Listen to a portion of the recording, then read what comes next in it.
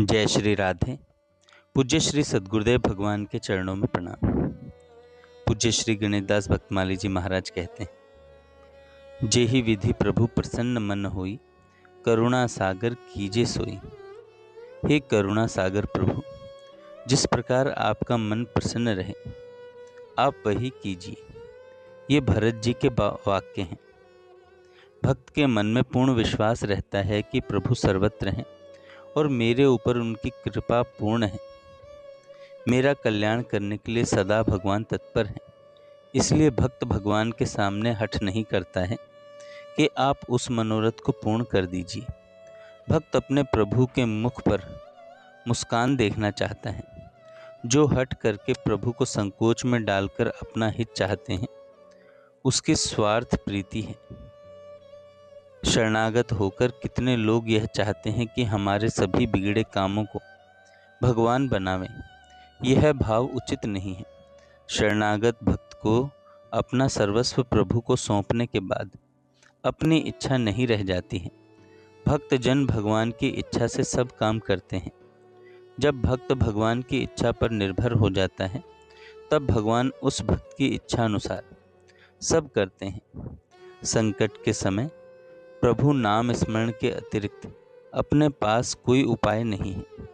भक्त का प्रथम लक्षण है कि वह सहनशील होता है, धैर्यपूर्वक हर विपत्ति को सहन करता है और भगवान के प्रति श्रद्धा विश्वास को सुदृढ़ बनाए रखता है।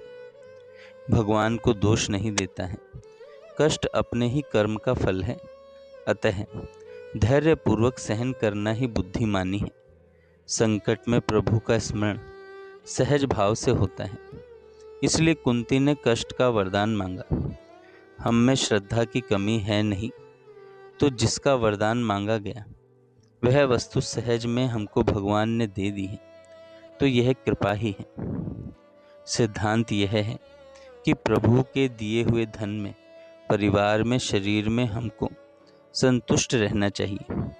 जो प्रभु ने दिया है उसमें संतुष्ट न होकर जब हम अपने मन में असंतोष व्यक्त करते हैं, तो प्रभु का अपमान होता है।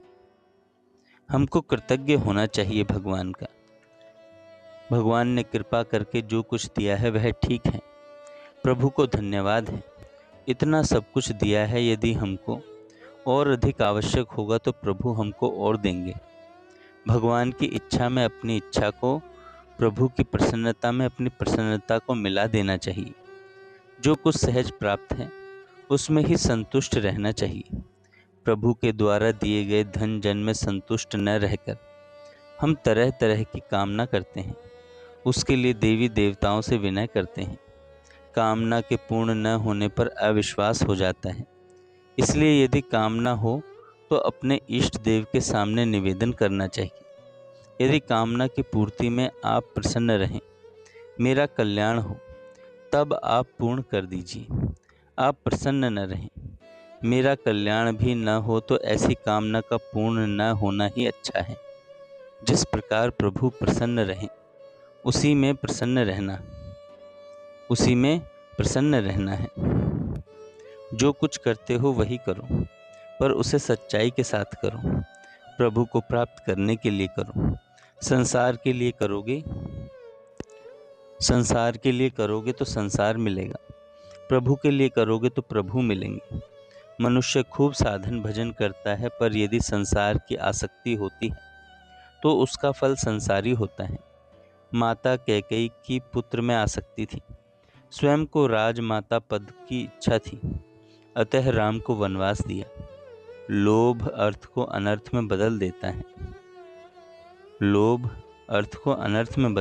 देता है। भजन साधन का संग्रह हुआ। संसार में कोई कार्य अटका तो वह अपने साधन फल के बदले संसार का कार्य बनाने की इच्छा करता है। कदाचित संसार का काम बन जाता है, पर भगवान की प्राप्ति नहीं होती। भगवान को प्रसन्न करने का, पाने का लक्ष्य रहने से ईश्वर की प्रसन्नता और ईश्वर की प्राप्ति होती है। दयालु प्रभु अपने भक्त के कुटुंब की रक्षा स्वयं करते हैं। प्रणत कुटुंब पाल रघुराई। प्रभु शरणागत के परिवार का पालन करते हैं। ईश्वर का चिंतन करते करते अम्बरीश जी ने राज्य रक्षा चिंतन को छोड़ दिया। तब राज्य की रक्षा की चिंता स्वयं प्रभु को हुई। चक्र सुदर्शन भगवान सारे राज्य का रक्षण करते थे, जैसा रक्षण अम्बरीश नहीं कर सकते थे। समय पर वर्षा आदि द्वारा प्रजा का कल्याण चक्र भगवान करते थे। सबको अपने धर्म पथ पर चलने के लिए बाध्य कर देते थे। अतः प्रजा में भी धर्म का प्रचार हो गया। तात्पर्य यह है कि भगवत चिंतन से भक्त के संसारी कार्य भी सिद्ध हो जाते हैं और परिवार का कल्याण भी हो जाता है। जिसमें आसक्ति हो उसे भक्त भगवान को अर्पण करता है। धन शरीर परिवार को प्रभु के लिए समर्पित करने वाले भक्त धन्यवाद के योग्य हैं। जय श्री राधे।